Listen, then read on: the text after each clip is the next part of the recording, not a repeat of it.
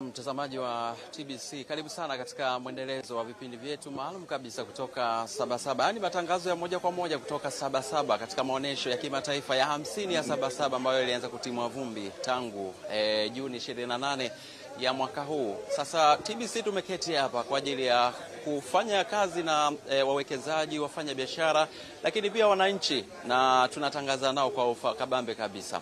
Sasa miongoni mwa mabanda ambayo yako katika maonesho haya ya 50 ya Sabasaba ni taasisi ya utafiti wa uvuvi Tanzania, TAFIRI. Hao wamebeba jukumu muhimu kabisa la kuhakikisha wanafanya tafiti, kuratibu na kukuza tafiti za kisayansi kwenye eneo la uvuvi ama rasilimali uvuvi. Lakini kwenye Sabasaba hapa wamekuja na yapi? Moja kwa moja tunazungumza na mkurugenzi mkuu wa TAFIRI, Dr. Ismail Kimilei. Dr. kwanza hongera sana. Asante sana. Kwenye kwanza kabla tujaenda kwenye maonesho ya Sabasaba, mtu anaposikia TAFIRI majukumu yake yanakuwa kama ulivyoieleza vizuri ndugu mtangazaji. TAFIRI ni taasisi ya utafiti wa uvuvi Tanzania ambayo ilianzishwa mwaka 1980 lakini ikaanza kazi zake rasmi mwaka 83. Na kwa hiyo kwa haraka utaona tuna miaka karibia 42 na 3 sasa ya kufanya kazi katika nchi hii kuiwezesha sekta ya uvuvi nchini kutimiza malengo yake.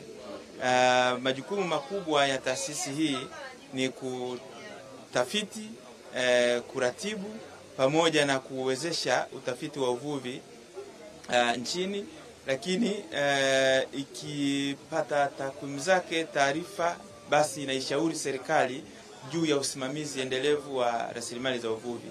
Lakini pia tunashirikiana moja kwa moja na wananchi, wavuvi, wachakataji katika kuwawezesha kufikia malengo yao ya kimaendeleo. Sawa.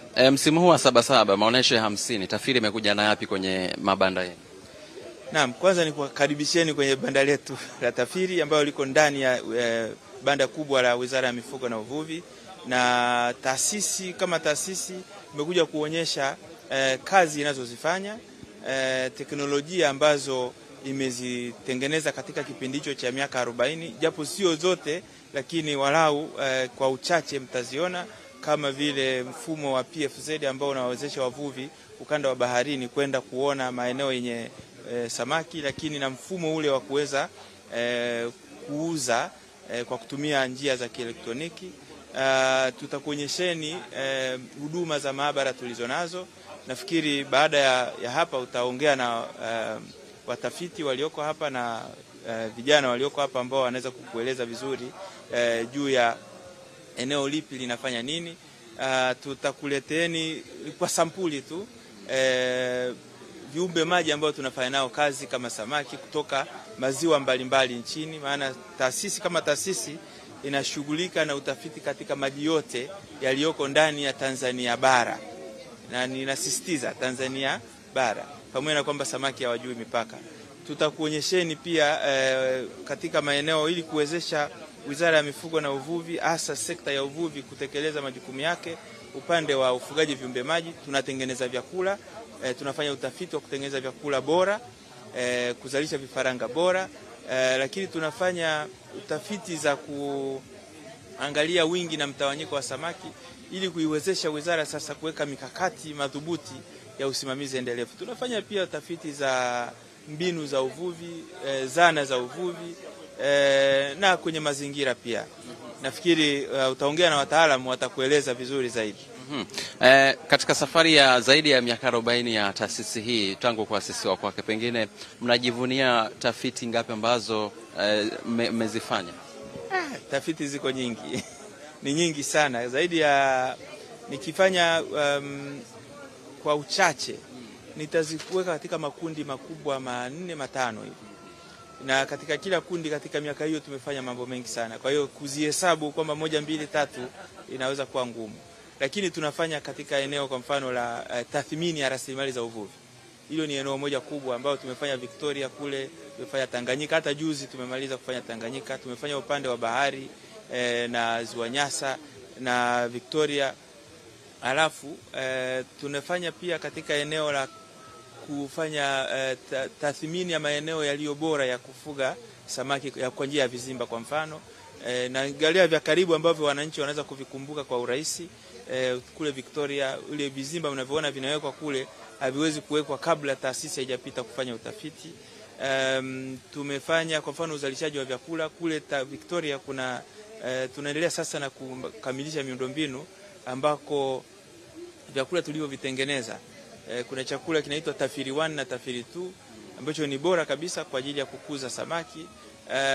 Tumetengeneza teknolojia za kukausha samaki kule Tanganyika na upande wa bahari. Nafikiri watakutana na wataalamu watakuonyesha na baadhi ya products kutoka kwenye teknolojia zile iko. Nimekueleza hapo awali teknolojia ya PFZ. PFZ ni tunaita vua uza na nunua kidijitali. Ni teknolojia ambayo inatumia satellite na sisi wenyewe tunaweza kuiwezesha sasa kufika kiganjani kwa mwananchi. Kwa hiyo kuna mambo mengi tumefanya na labda kwa kuhitimisha, hizi tafiti ambazo mmekuwa mkizifanya zimekuwa na matokeo gani chanya hasa kwenye sekta hii ya uvuvi? Kuna matokeo mengi chanya pia na narudia kwamba kwa mfano tuangalie kwa mtu wa kawaida kabisa. Tuliwekeza katika kufanya utafiti wa kuangalia ni kwa jinsi gani tunaweza kuongeza ubora thamani ya mazao ya uvuvi ili kupunguza uharibifu baada ya kuvunwa. Ukienda Kunduchi pale Dar es Salaam, ukaenda Kilwa, ukaenda Tanga, ukaenda Mtwara, utakuta kina mama waliojifunza jinsi ya kuchakata kwa mfano jodari na kuhakikisha inamfikia mlaji wa kawaida kwa bei rahisi lakini ikiwa na virutubishi vyake. Hiyo ni kwa upande mmoja. Lakini upande wa pili, usimamizi endelevu wa rasilimali za uvuvi, kujua kiwango kilichoko na kiwango gani kivuliwe kwa mwaka, ni serikali imeshauriwa kutokea Tafiri. Niseme pia kwa mfano katika ule mpango wa taifa wa miaka 5 ule wa 3 ambao umeisha, serikali ilipanga kuzalisha tani 600,000 mpaka ifikapo 25-26. Na kwa kusababisha ya ile kazi tuliozifanya za vizimba kule Victoria, serikali imevuka lengo. Mwaka huu walipotoa, kama ulifuatilia hotuba ya Mheshimiwa Waziri, imevuka lengo, na hii ni kwa sababu katika kuvuka kwake lengo, taasisi imechangia katika kuwezesha hiyo sekta. Siku za nyuma uvuvi wa kamba miti ulikuwa umepotea kabisa, ulikuwa mdogo kabisa. Tukalazimika kwa sababu ya tafiti zetu, serikali ikazuia, na sasa uvuvi umerejea na watu wanaendelea kuvua. Na kwa hiyo ni impact ya taasisi katika eneo husika. Sawa, nikushukuru sana. Asante sana. Naamini mambo yapo mengi, tutaendelea kupata elimu. Bwana, nikwambie ukifika Sabasaba usikose kufika kwenye banda la Tafiri. Hapa hazungumzi tu, wazungumzi wataalamu. Wewe mwananchi ambaye pengine unataka kupata elimu bora kuhusu uvuvi, unataka kupata elimu kuhusu tafiti za uvuvi hasa kwenye rasilimali uvuvi, utapata basi kwa uzuri kabisa. Unaweza ukaona samaki wa mapambo wako hapo. Ukifika hapo utapata elimu ile kwa bora kuhusu mambo haya mazuri kabisa. Sasa baada ya kumsikiliza mkurugenzi mkuu wa Tafiri, tuzungumze na Sihaba Mwaitega ambaye yeye ni afisa utafiti mwandamizi kutoka Tafiri, naye atupitishe pengine sasa Tafiri mnachangiaje kwenye ukuzaji wa viumbe maji. Karibu sana. Asante sana. Kama unavyojua taasisi ya uvuvi wa utafiti Tanzania, moja ya jukumu lake kuu la msingi ni kufanya utafiti katika uvuvi na ukuzaji wa viumbe maji. Tafiri imekuwa na maabara kubwa ya sasa ambayo inafanya tafiti za ubora wa maji. Maabara hiyo iko katika kituo cha Dar es Salaam. Pia kwenye vituo vyetu vya Mwanza, Kigoma na Kyela tumekuwa tukiendeleza kazi za utafiti wa ubora wa maji. Pia tumekuwa na tafiti za chakula bora cha samaki. Kama mnavyojua, tasnia ya ukuzaji wa viumbe maji bado ni changa na inachangia kwa kiasi kubwa sana katika pato la nchi. Na changamoto moja hapo ni upatikanaji wa chakula cha samaki. Hivyo taasisi yetu imekuwa ikifanya jitihada katika kufanya tafiti za ubora wa chakula cha samaki. Tunapotaja Tafiri tunahusisha masuala ya uvuvi, lakini sasa Lakini tunapozungumza swala la uvuvi tunazungumza pia huwa kuna kuwepo na asilimia kubwa ya mabadiliko ya tabia nchi ambayo yanaweza kachochewa na uvuvi usiokuwa halali. Pengine TAFIRI nanyi mnafanyaje kazi kuhakikisha pengine mnaelimisha kuhusu kukabiliana na mabadiliko ya tabia nchi? Asante sana kwa swali zuri. TAFIRI imekuwa ni champion katika Afrika Mashariki katika tafiti za asili bahari, wanaita ocean acidification. TAFIRI imefanya tafiti katika eneo moja la Pemba na tumeona kwamba asili bahari ikiongezeka. Pia tuna maabara kwa ufadhili wa IUCN, tumeweza kujenga maabara nzuri ya kisasa ambayo italenga zaidi kwenye tafiti za ocean acidification, ambayo hiyo ni tatizo kubwa sana katika mabadiliko ya tabia nchi. Pia TAFIRI imefanya tafiti za nyasi bahari, wanaita sea grasses. TAFIRI ina tafiti nyingi sana za sea grass restoration, hivyo kuweza kukabiliana na mabadiliko ya tabia nchi. Sawa, nikushukuru sana. Bwana, nikwambie tu ukifika hapa sio kwamba utapata elimu tu, unaweza kununua hata na samaki kabisa. Hawa ni nani hawa wanaitwa? Migebuka, si ndio?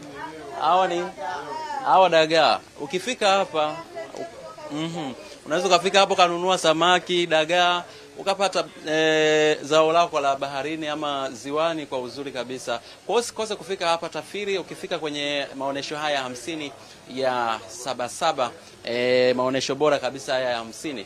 Ukifika hapa ni katika banda la Wizara ya Mifugo na Uvuvi, utapata elimu kwa bora kuhusu namna ya kufanya tafiti, namna inavyofanya kazi kwenye kufanya kazi, inavyokuza tafiti kwenye maeneo ya rasilimali uvuvi. Mimi ni John Matias, na kwa wakati huu basi moja kwa moja hatuna la ziada kutoka hapa katika viwanja vya maonesho ya 50 ya Sabasaba. Mpiga picha wangu ni Fraha Eliabu na mwongozaji wa matangazo haya ni David Geke. Hatuna la ziada mpaka hapo basi.